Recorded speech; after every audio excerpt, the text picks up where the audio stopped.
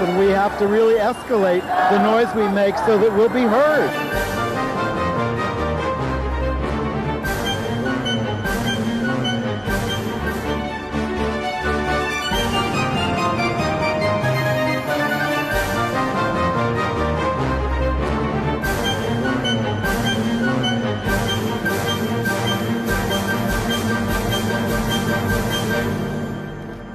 Welcome to Gay USA. I'm Andy Hum. I'm Ann Northrup. The big day has arrived.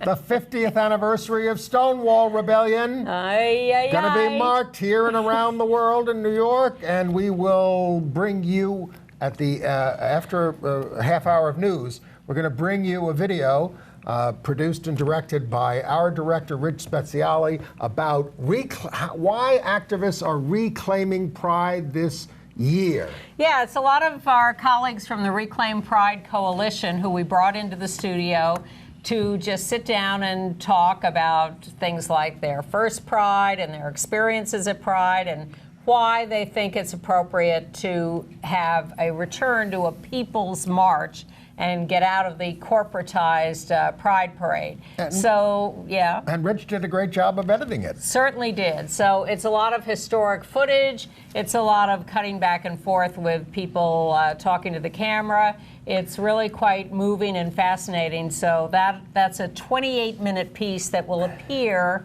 after we do the news. And history Stay tuned. And history continues to be made. Yes. Tiffany Caban, a self-described queer Latina and democratic socialist, declared victory in the Queens County, New York, district attorney's race, promising real reform. We'll see. And the Human Rights Campaign has named gay civil rights attorney and black gay man Alphonso David as their next president. More apologies. The American Psychoanalytic Association is sorry for taking an unconscionable amount of time to remove homosexuality from its list of illnesses. They did it over 20 years ago, but it was late. Well, not as late as the cops, and not as still obnoxious as the cops. Anyway, the Archbishop of Indianapolis is not apologizing. He is cracking down on gay married teachers at Catholic schools in Indianapolis, and he got some mixed results of that. Yes, he did. Unexpected resistance, and big stars are set to bring Broadway's lesbian-themed The Prom to Netflix. I can't wait to hear about that because I haven't read that story Okay. yet. So we'll do the news, we'll do the video, and then we'll come back and do entertainment news, just so you know the lineup today. So, I mean, Tiffany Caban, this 31-year-old woman who describes herself as a queer Latina, there she is, scored a narrow victory for the Queens DA's race. The DA of Queens had been there for 100 years, and she's 30 at least. She's going to succeed him, and she really is promising. She's real reform. Here's what's most interesting about her: not that she is a queer Latina or 31 years old, all of which are immensely interesting. She's a public defender. Oh, yes. She is a public defender who is going to take over as the prosecutor for Queens County, which is an enormous area. And a graduate of Art Leonard's New York Law School. Really? Yes. Okay. So yes, she really has the capacity for reform from that background. Well, she's sick of the way people of color are being treated in the justice. Many of us are, yes. Justice system. Yes. I mean, I'll talk about it later, but I mean, I saw, When They See Us about the Central Park Five who were exonerated, and just whew. Anyway, So congratulations to Tiffany, who comes out of the Alexandria Ocasio-Cortez movement of democratic socialists in New York City, and was endorsed by Alexandria. Yes. Ocasio-Cortez. Yes, and also Jimmy Van Bramer. Jimmy Van Outgate Bramer. council member. Yes, and Alan Roscoff. Yeah. So congratulations to her. The Victory Fund had endorsed her in a race against a very strong, more mainstream opponent. Stop the presses. The New York Times endorsed her. Shocking. So she won. So congratulations, and we will Well, I mean, follow with there are interest. still absentee ballots to be counted, but she won by like one and a half. Over 1,000, 1.3%. Well, there are only like 60, 70,000 votes in a borough that has like 800,000 Democrats. This was a breakthrough. Yep. And another breakthrough is that the Human Rights Campaign. Yes. In their, 40-year history or something, they have a new president who was an African-American, someone we know well, who's been a guest on this show. He used to work at Lambda Legal Defense, Alphonso David. In recent years, so he was a civil rights lawyer. Yep. But in recent years, he's been the counsel to the governor of New York, Andrew Cuomo. A little disturbed when Cuomo tweeted, "You'll always be a member of Team Cuomo." Well, that's my fear, that we're going to hear about Cuomo for the rest of our life. You know, Chad Griffin was very close to the Clintons, Yes. had worked for them in Arkansas, and now we have Alphonso David, who has been working for Cuomo in Albany for years. So, Alfonso's done a lot of good work, certainly worked Definitely. on marriage equality, but lots of things at Lambda before that. And HRC posted a video by him talking about his life. He comes from Liberia. Well, he was born here. He moved to Liberia with his family. His uncle became the president of Liberia, but then there was a coup, and His father was arrested. and he thought he might be killed, and they had to flee back to the United States. So I'd recommend you go to hrc.org and look at the video of Yes. about Alphonso David, and maybe we'll try to get him back on the show and talk about his priorities. Absolutely. But he's become adept at legislative maneuvering and has always been an effective lawyer, and so he brings a lot of skills to this job. Yes, he does. And it'll be very interesting Yes, to he see with him at HRC, Tiffany Caban in Queens. A lot of stuff going on. Should we talk about the week in Trump? Sure. Well, we learned what we kind of already knew about the way they interfered with the rainbow flag flying over the Stonewall National Monument. Old All news. that. Well, it's been confirmed through emails. But his friends at Fox and Friends had a very different way of celebrating Pride Week. They brought in a whole stack of Chick-fil-A, and this was their way of celebrating the fact that the Texas legislature passed a bill that says you can't discriminate on the basis of religious belief of a company or the donations that they make when you're deciding on a franchise at the airport, because San Antonio Airport wouldn't accept Chick-fil-A. And yet their dresses and ties sort of made a rainbow flag across the street. Yes, and if you'll bring that picture back, you'll notice they're not wearing their hoods. Boom. They're awful people. Da-dum-dum. Awful people. And interesting little pride news at the Department of Justice. The LGBTQ employees met with Attorney General Barr. Behind closed doors. Well, unconfirmed by the Justice Department. Well, but the story is that they really went after him on the issues of discrimination against LGBTQ employees at the FBI and at the Bureau of Prisons. And how about the way the Justice Department has been treating our cases in the justice system right now? All of that. Yeah. No news that he paid any attention or is doing anything about it. I thought, to me, the great thing is that they were brave enough to go in there and confront him, which tells me something about the level of anger among the employees at the Justice Department. Well, Trump is supposed to care about the polls. Do you think he cares that the Gallup poll now shows 71% for trans people serving in the military? No. All right. No, why should he? He's gotten away with everything, no matter what the polls say. Why should he pay any attention to that? Well, you say get away with everything. He knows he's slipping. He knows he's slipping. And he has plenty of defenses for that.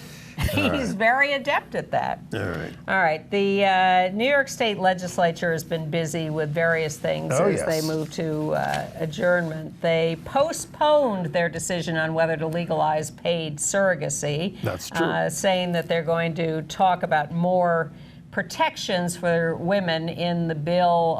Deborah Glick, out member of the Assembly. Forever. First out member of the Assembly, was demanding something more protective. But Andy Cohen of Bravo is whining about the fact that they wouldn't pass the bill immediately. Well, he went up to lobby. This was Brad Holman's bill.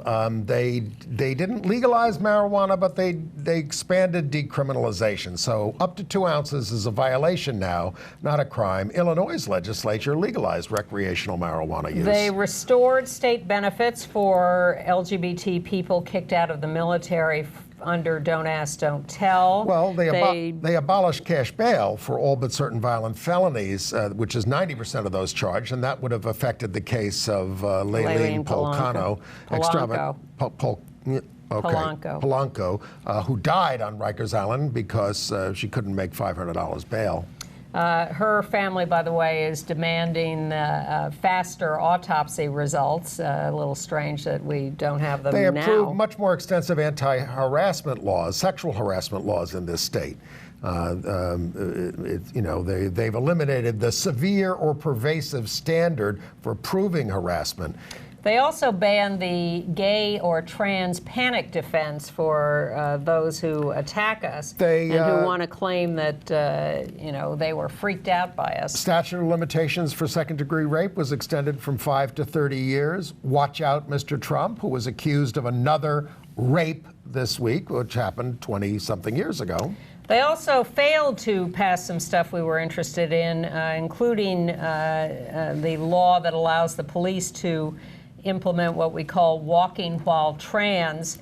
The police are very quick to just grab trans kids on the street and accuse them of loitering and pick them up for that. And the legislature had a bill to abolish that, but they failed to pass that. Right. They won't. They dismissed an attempt to limit solitary confinement too. Right. All right. All right. In Kansas City, Missouri, we had, this has been the year of the lesbian winning political offices, mayoralties, et cetera. But Jolie Justice was in a runoff for mayor of Kansas City, Missouri, and she lost that runoff quite largely. But Kansas will now allow trans people to change their birth certificates to reflect their gender identities under a legal settlement with, now that they have Democratic Governor Laura Kelly in a federal lawsuit. Governor Brownback, the Republican, horrible, wouldn't even allow changes to your documents after transition. Well, back to Missouri, they picked up a guy in St. Louis who's got a long criminal record for making horrible, violent threats against the Pride Parade there. He was threatening to go murder everyone at the Pride Parade, but they got him. You want more violent stories? Also in Kansas City, Missouri, trans woman Brooklyn Lindsay, 32 years old, was found beaten to death. They're not sure whether she was shot. Awful. Another murder of a trans woman. Someone I know very well, a guy named Raymond Leclerc, who works at New Alternatives for Homeless Youth. He used to be a homeless youth himself. He's not gay, but he serves gay people. He's the outreach coordinator now. He was just walking home after work on 42nd Street on the east side, and a guy jumped him, started calling him the faggot and everything, and they got into a fight, and he was given a concussion. Awful. And in Connecticut, our favorite Alliance Defending Freedom has gotten 3 female high school students to file a suit with them against trans athletes. They think that... How are these girls going to feel when a woman to man, transgender person now has to compete against them and is going to win all their tournaments? Yes, exactly, as a girl. Yeah. How are they going to feel about that? Yeah, well, I don't think they've gotten to that point yet. Well, but I'm sure the Alliance Defending Freedom will find a way to hypocritically denounce that also. In Brooklyn, New York, a superintendent of a building yelled at a gay couple that was seen kissing in the building, and they were absolutely gobsmacked by this, because he said, you don't belong here. We don't want any gays in this building. So somebody explained the law to him. He said, "Oh, I'm sorry." He wants to keep his job, but he was totally ready to throw them out on their ears. This is a straight building, he said. Brooklyn. Well, Google is ready to throw out its LGBT employees. They're having a big fight because you remember the story of the guy on YouTube, the right-winger who was being very provocative and yelling at a gay guy who's on YouTube and was really hideously mean. And so everyone wanted Google, which owns YouTube, to do something about it. They ended up eventually cutting off his commercialization or something. It did. But the LGBT employees... He makes like over $1 million a year on that. The LGBT employees are mad at Google for this.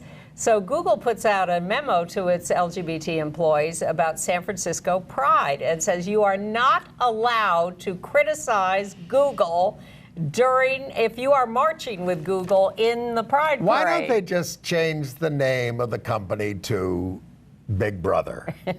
Well, the employees are now asking the San Francisco Pride Parade to throw Google out of the parade.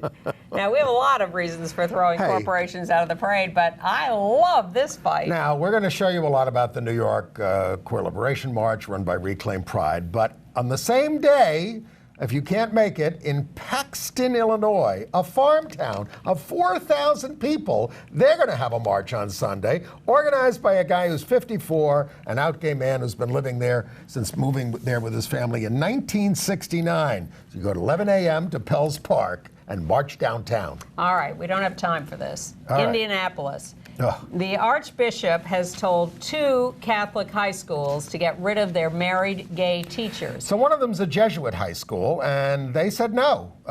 We love him, there's no problem. And the bishop says, okay, you can't call yourself a Catholic school anymore. And they don't care because they don't get money from the Archdiocese. Yes. On the other hand...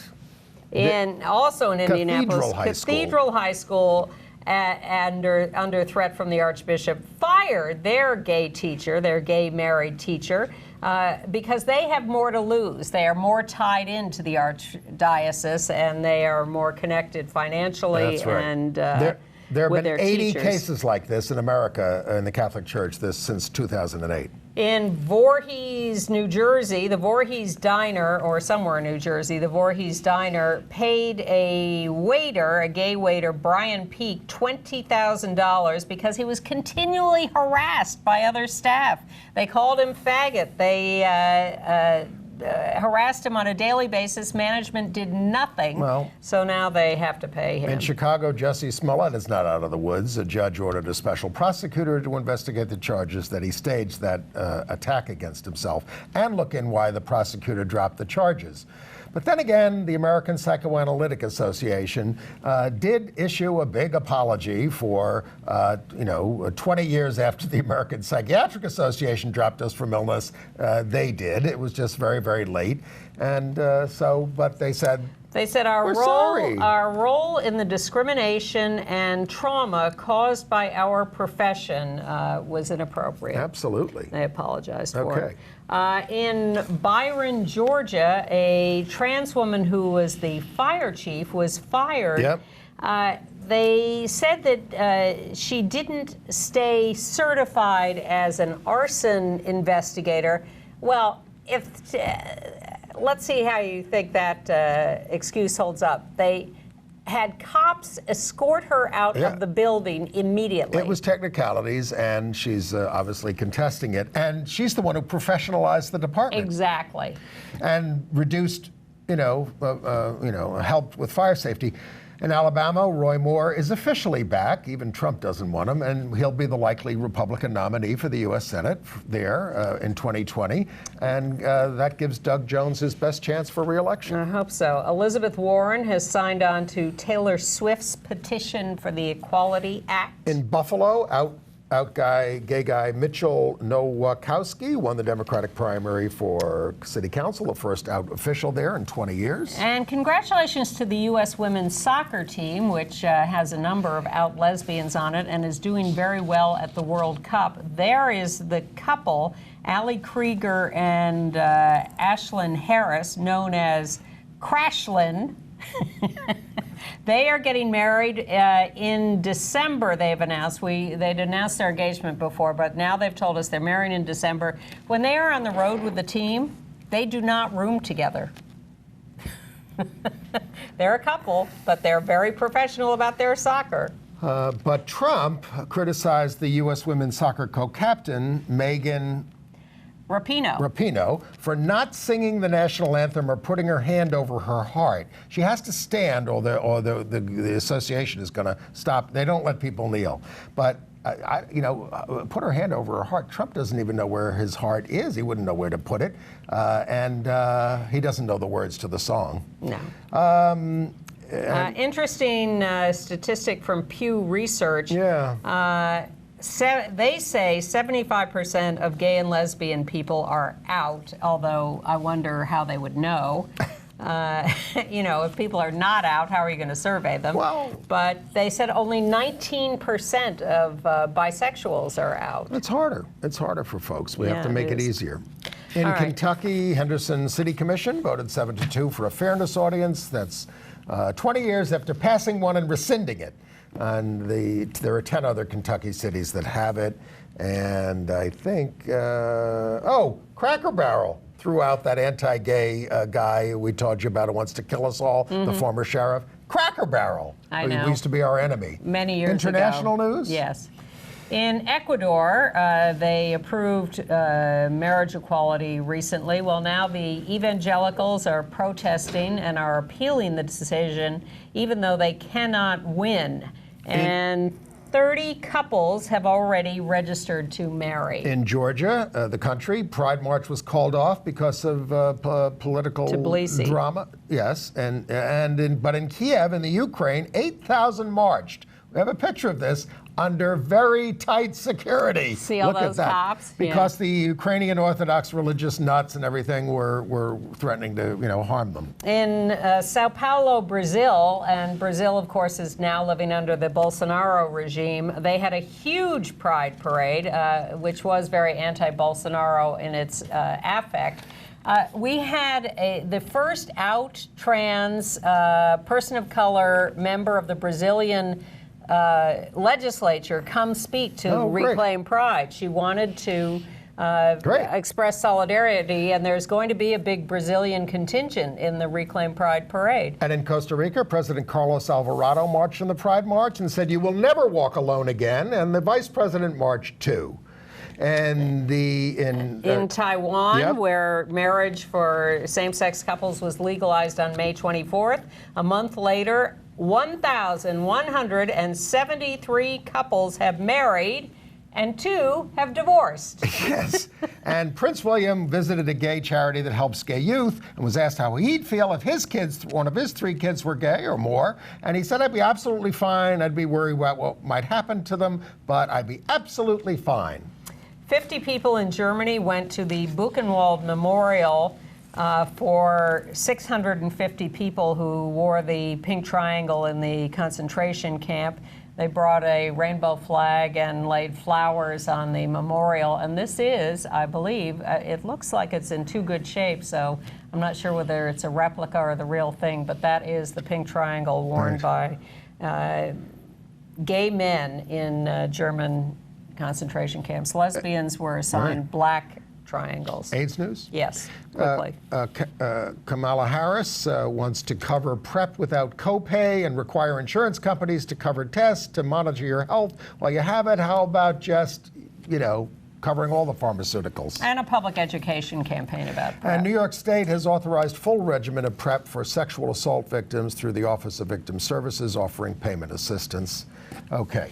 Anything else? No, we're all right. So this year with Pride coming up, and we hate the corporate pride, we started the Reclaim Pride Coalition to produce the Queer Liberation March, a people's political march, just people in the streets. Yes. This is a former Grand Marshal speaking. Yes. And I've been to 45 Pride marches in New York, but we're both sick of it. I rented a horse to ride down the middle of Fifth Avenue as a Grand Marshal, but I hate it now.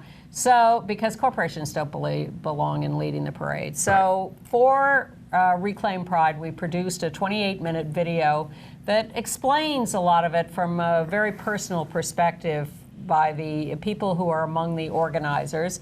And we thought we would show you this video about Reclaim Pride.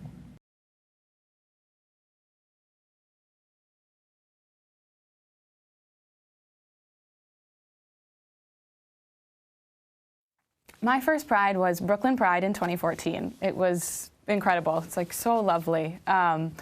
It's a community gathering. They've got vendors and booths for information, activism, organizations, vendors, food, and then at the end there's this parade, and there are no floats, no corporations, and just families and people of all walks of life all coming together to celebrate this community and to build more community. My first march, 1981, was just 2 years after I came out. So that march has a special place in my heart, and it was really just one of gay abandon, literally. And I was happy, it was fun, it was great, it was in London, it was 1981, all was good. So I went to Pride a couple years before what I consider is actually my first Pride, because I went when I thought I was cis-het and an ally to a lot of my friends. And then a couple years later, I discovered, oh no, I'm non-binary and super queer. My first Pride was supposed to be in 2016, but it was the year of the Pulse shooting, so I was too scared to go. I wanted to go into a gay pride parade in 1974, before I was in the movement. And I lived on Long Island. I snuck into the city and didn't tell my parents or anybody where I was going. And I watched this thing, this amazing, all these gay people. And I just took my first real public step, and I jumped into the thing. I was moving into my first apartment. I was 19 years old. It was 1976. I was closeted, and I was so naive. I knew nothing about the gay culture, except to stay away from it. The ironic thing was that the apartment I was moving into was located at Christopher Street and the West Side Highway. I had no idea that I was moving into the epicenter of the gay culture during the height of the gay revolution. And it was on Gay Pride Day. I am originally from Denver, and I came out in high school, so I remember going to some Pride festivities in Denver. I was not a participant, I was not a spectator in any way, but I was trying to drive cross town. And the person who was driving the car got frustrated at those fucking queers. And at the time, I was fairly much in the closet, but acknowledging all of my inner desires that were bubbling up. And it was really, it was disheartening. And I sat in that seat and had issue with myself for not saying something. But it's like, what do I say? Anyway. My early experiences with Pride were less than underwhelming. I just didn't enjoy it. I felt very disconnected. I didn't like standing on the sides and watching, and I didn't have a real, I came here from Mexico, and so I felt very disconnected, and I didn't know how one could participate or how I could participate. My first Pride Parade was here in New York City. I was meeting up with a friend of mine down over by Christopher Street, and we were really on opposite corners of each other, but we didn't meet each other for about an hour and a half because of the barriers and the crazy traffic and the police and all of the people. The first time I ever attended a gay pride was in Brooklyn, the first Brooklyn Gay Pride, I guess in 1996 or 1997. But early on, I was offered the alternative of attending the Drag March, which started in 1994, which is a part of New York City Gay Pride weekend, some might say. And I found that satiated my desire to act up, if you will. And it was an alternative to the corporately saturated march as it exists today. So my first Pride was in 2017. I went to the New York City Pride Parade with my partner. Prior to that, I didn't even know I was a member of the community. I went to them as an ally, but not for me. There were men everywhere, and they were openly holding each other's hands. Everyone was chanting, off the sidewalks, into the streets. I was standing on the sidewalk. And my future was in front of me. I had no choice. I could not hide in the closet any longer. So I joined them in the streets. And in that moment of stepping out of the closet, I took my first step from oppression and towards liberation. That's what Pride was, you know, an old rallying cry that the original marchers, UCL, was off of the sidewalks into the streets. For years and years, that was a part of Pride. Anybody watching the march go by could just hop in and join any time that they wanted to.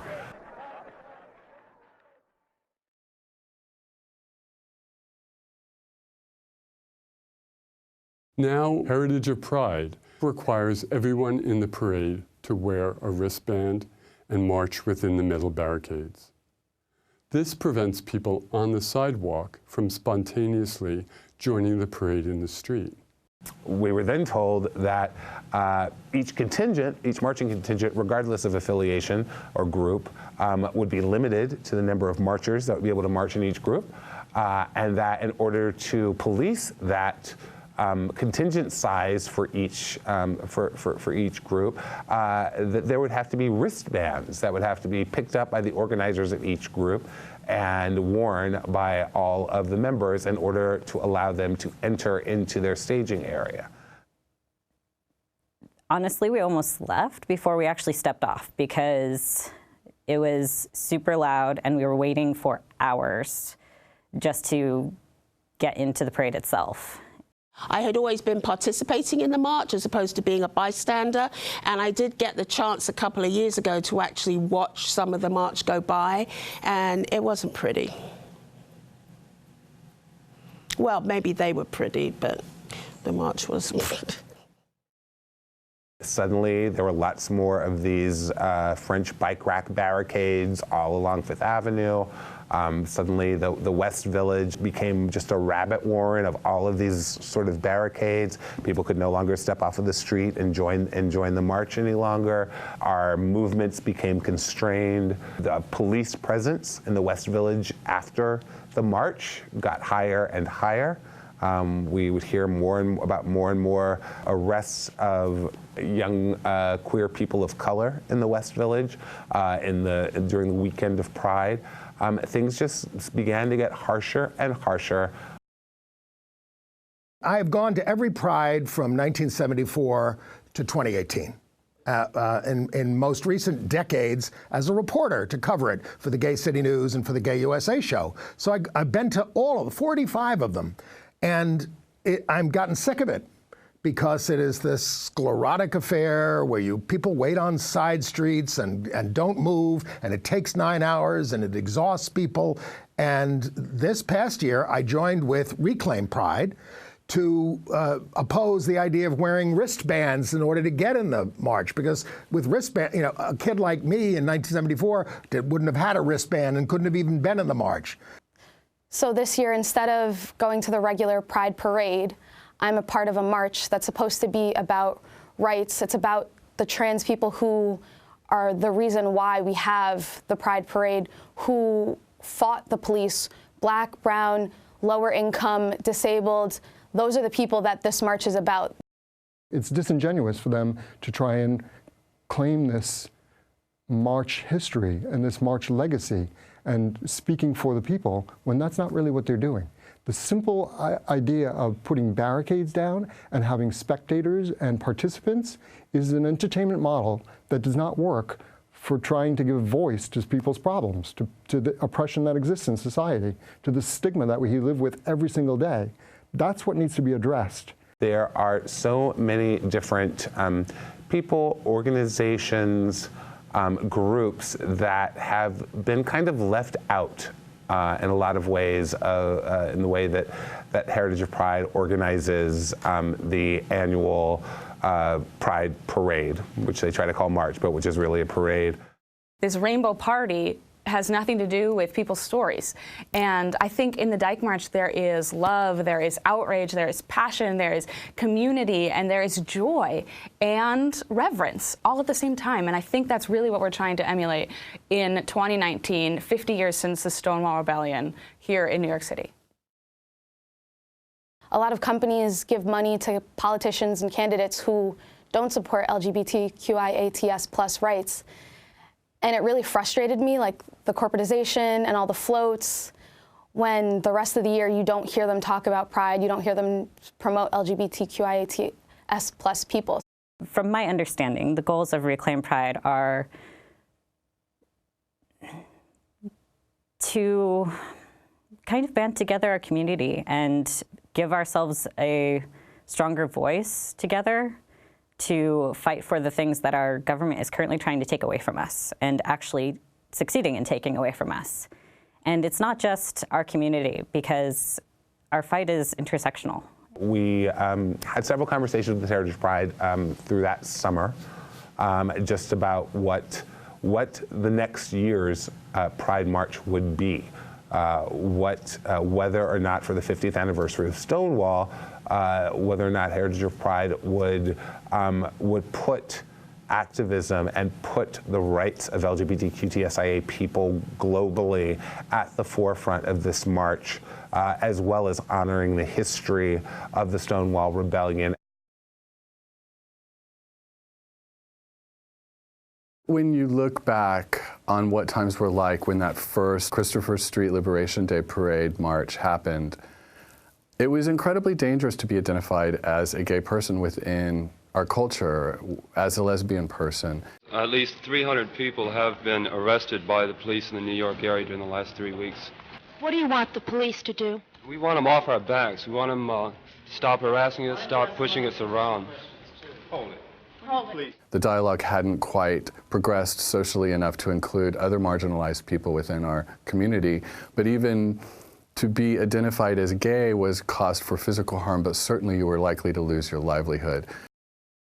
It was a lot harder back then to be out and to fight for those rights. Like, now it's not super easy, but it is a lot easier. I became a teacher, and often when I would bring up the history of the Stonewall Uprising, many of my students, many of them queer and trans, had no idea about that uprising.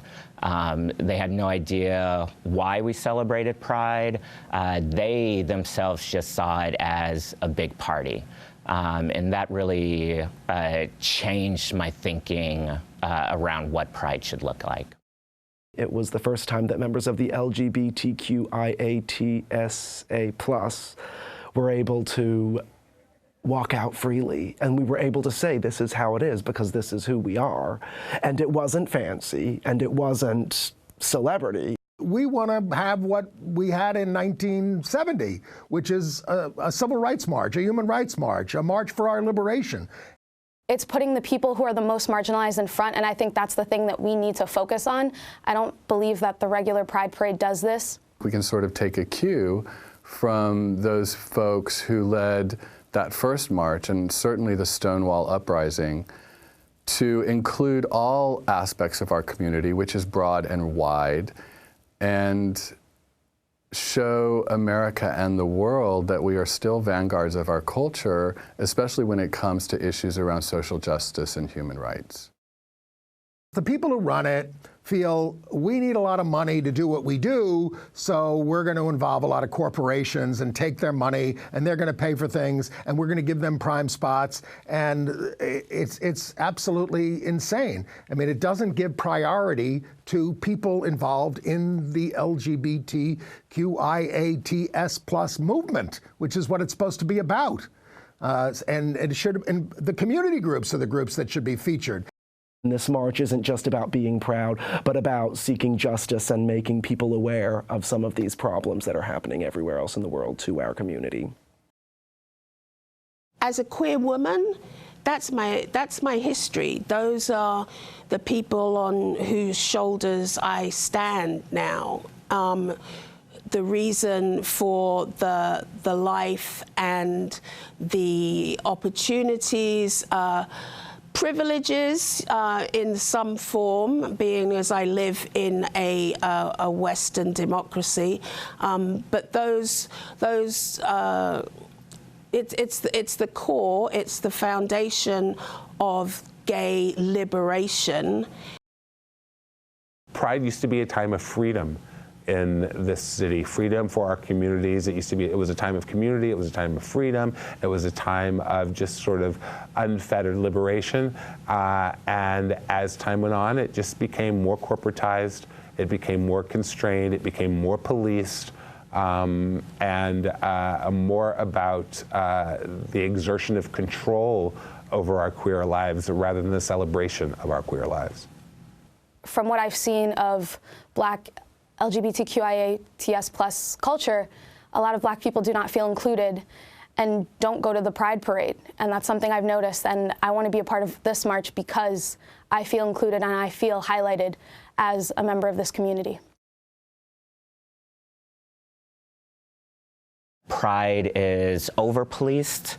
In many ways, it's become a celebration of an institution that harms Black and brown people, poor people. So I got involved because I wanted to imagine a pride without institutions of violence, and a pride that actually celebrated people fighting back against these institutions and demanding their liberation. We want no police at the march. Because the police are the ones that are the reason the Stonewall riots happened, because a Black trans woman named Marsha P. Johnson and Sylvia Rivera, a Latinx trans woman, they were fighting with the police. I believe in the gay power. I believe in us getting our rights, or else I would not be out there fighting for our rights. That's all I wanted to say to your people. If you all want to know about the people that are in jail, and do not forget Bambi Lamore and Dora Marks, Kenny Messner, and other gay people that are in jail, come and see the people at Star House on 12th Street, on 640 East 12th Street, between B and C, apartment 14. The people that are trying to do something for all of us, and not men and women that belong to a white middle class, white club, and that's what you all belong to. Revolution now!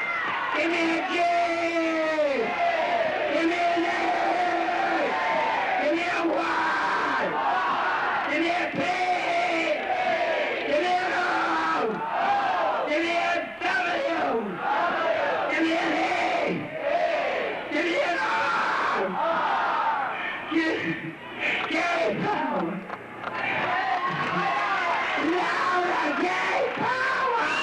The police are the reason why this march exists, are the reason why we have this history. So I think it is very dismissive that the police have never apologized to our community, and the police ride in the parade when a lot of people in the community do not feel safe, and especially as a Black woman who has seen a lot of injustice against Black people in all of this country's history, I don't think it's appropriate to have police at the parade. What we do for the least in our community just has a benefit that trickles up, right? If you have these corporations paying living wages to queer and trans people, that benefits the rest of society too. And if you have the police stop harassing trans people and Black and brown people, that benefits also straight people. People take for granted that you can get same-sex couples can get married now. That could be reversed by the Supreme Court, so that states could go back to not allowing it anymore, because many of them have laws against it, or they can just trim what benefits they have to give us if they want. So that's just in the United States. And of course, there's a tremendous amount of anti-gay violence that never stopped and that we still have to address. And my God, the rights of transgender people. Here in New York City, we can walk down the street hand in hand, which was something that people were fighting for in the early days. But Can a transgender individual walk down the street holding someone's hand? Not so much. I'm on the board of New Alternatives for Homeless LGBT Youth. Our kids, the transgender kids, they are constantly getting arrested in the city of New York by the police just for walking down the street. It's an easy arrest for the police. They say you were prostituting yourself when they have no relationship to that. We've spoken about, and we continue to speak about, the bravery and the revolutionary acts of our elders in 50 years ago. And if we can't be at least as loud as they were back then what are we even doing this for? There are children, little children in our country are killing themselves because of anti-LGBTQIATS+ bullying by other little children. There are trans women who are being beaten and murdered at beyond alarming rates in this country. And abroad, there are families receiving their sons' bones after being tortured and murdered for being gay. Homosexual acts are punishable by death in many countries, and trans people are being beaten and killed just for daring to be themselves. If you can sit quietly or sit through a rainbow-colored party through all of this, how can you even sit through that? How can you not stand up and say something?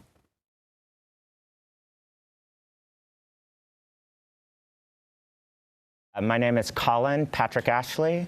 I'm an activist and an organizer with People's Power Assemblies.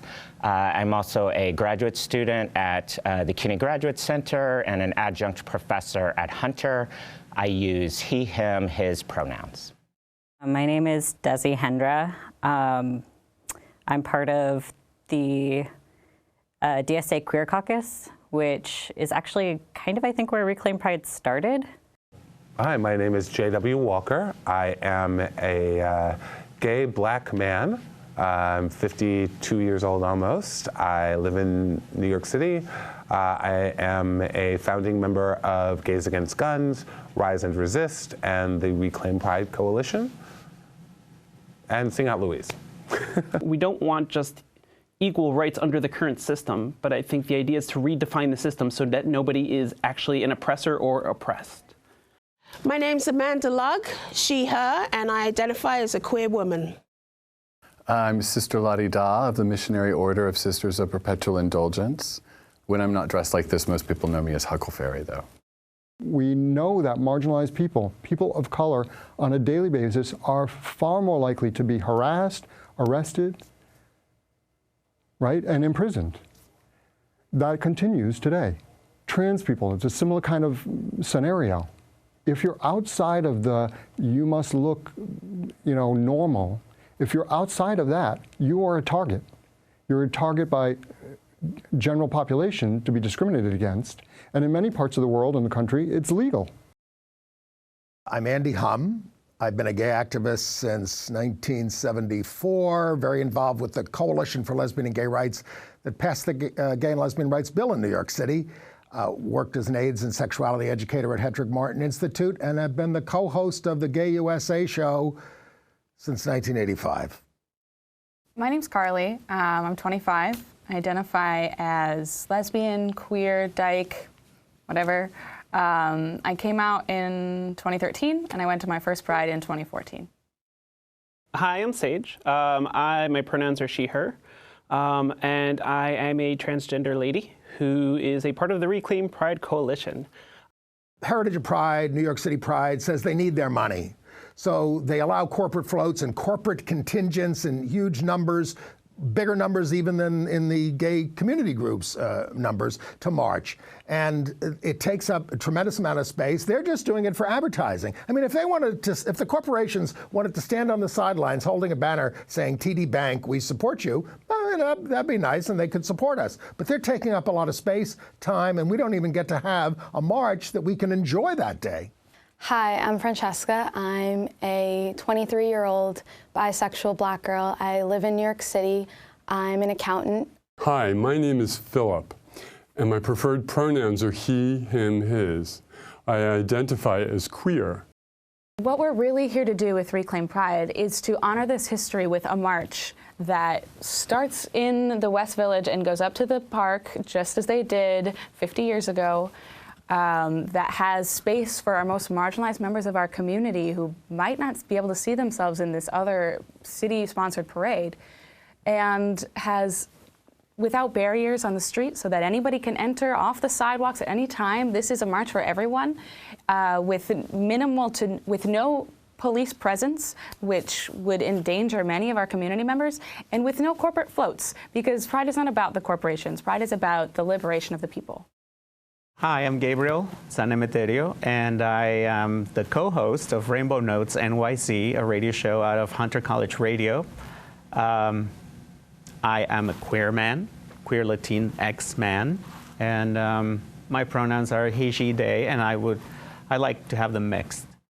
Hey, my name is Paul Nacera, and I am a bisexual activist and community organizer in New York City. Hi, I'm Sean Stefanik. I'm with Gays Against Guns, Rise and Resist, Sing Out Louise, and now Reclaim Pride Coalition. My pronouns are he, him. Pride needs to be about people continuing to demand equality, demand freedom, demand liberation, and that from those demands there is also, of course, love and celebration. But the world needs to change, and queer and trans people are a part of that change. Because it's the 50th anniversary, you know, we're going to celebrate it once, and we're going to celebrate it with a huge bang. But I'd like to see that just be around more than it is, instead of just a tourist destination, you know, taking your photo outside Stonewall Inn. I'm excited about making a scene. I'm excited about doing something that hasn't been done in many, many years, because what started in the 70s has turned into a corporate parade. And while that's nice to be like celebratory and like good to be mainstream, like I don't want to be mainstream. I want to fight. We have a reason to be joyful. We're alive, right? But if we're not respected, then we have a reason to march.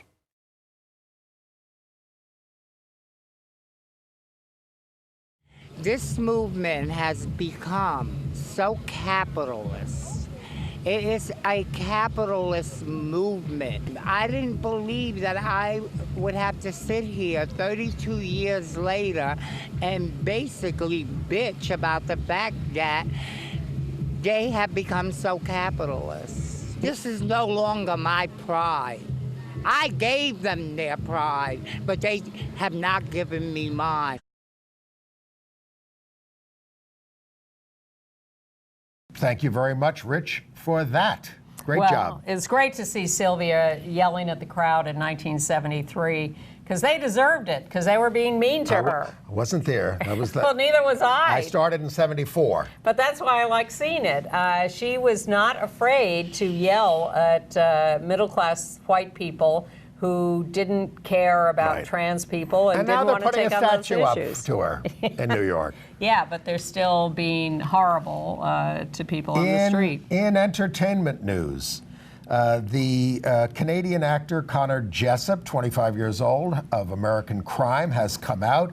He says he's known since he was 13. He said, "My shame took the form of a shrug, but it was shame. I was suspended in privilege. I balked. It took me years. It's ongoing." He made a very beautiful statement on Instagram about it. Janet Mock has signed a deal with Netflix to write, direct, executive produce projects on underrepresented people. The first couple of things on her plate are a half-hour drama and a college series. Now, I must say, when I turn on Pose and I see, written by Our Lady J and directed by Janet Mock on this week's episode. It really Sure. it brings a smile to my Sure. face. I'm happy about that. Not bringing a smile to my face, but tears was when I saw When They See Us. I finally got Netflix. This is Ava DuVernay's series about the devastating indictment of the criminal justice system. They were called the Central Park Five. Now they're the Exonerated Five. This was produced by Oprah Winfrey, and it does. I won't tell you. You have to watch it. I won't tell you that, but there is a transgender character in this series. Okay. And I think we're also recommending Stonewall the Opera, which got a great New York Times review. I heard mixed reviews. But what I liked in the review, maybe this is why I remember it well, is the guy who wrote the review talked about seeing this and remembering seeing the Maria Callas documentary, which I also saw, and he remembered the same thing from it, which was the gay men lined up outside Carnegie Hall in 1965. Yes. Being interviewed by local TV and so obviously gay. Yes. And it was so poignant to see them. And he Yes. talked about that in the review. The picture too. on the screen was of Jordan Weatherston Pitts in the middle there playing a drag queen, but it does, but it did have also the first trans role written for a trans singer, Liz Bauk.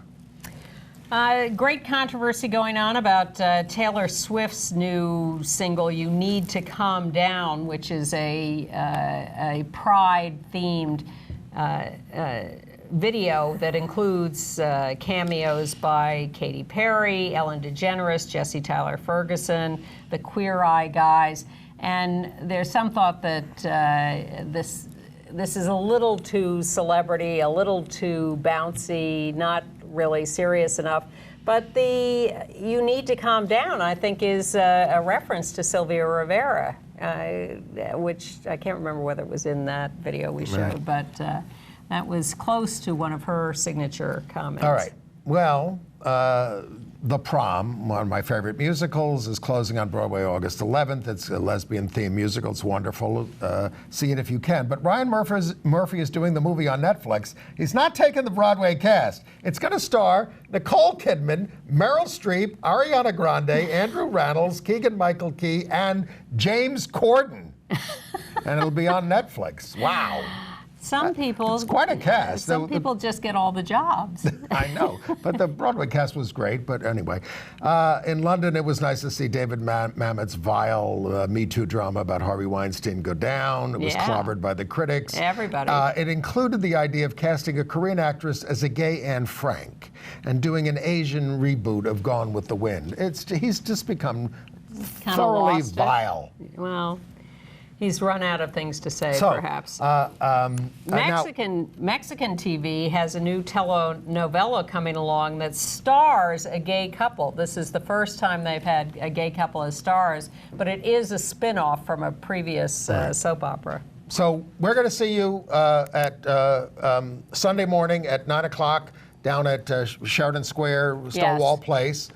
And then, of course, next week... The march kicks off at 9:30. Right. And then, or come to Bryant Park by 11, and we'll be picking up the crowd there along the way. Or come to the rally in Central Park from 1 to 4 p.m. And on the 4th of July, I'll be with our lawyer, Norman Siegel, at West 72nd Street in Riverside for the reading of the Declaration of Independence at noon. And next week's show will be a recap of all the events around the parades and marches on Sunday. We'll be out there. Thanks for watching. Bye. Happy Pride.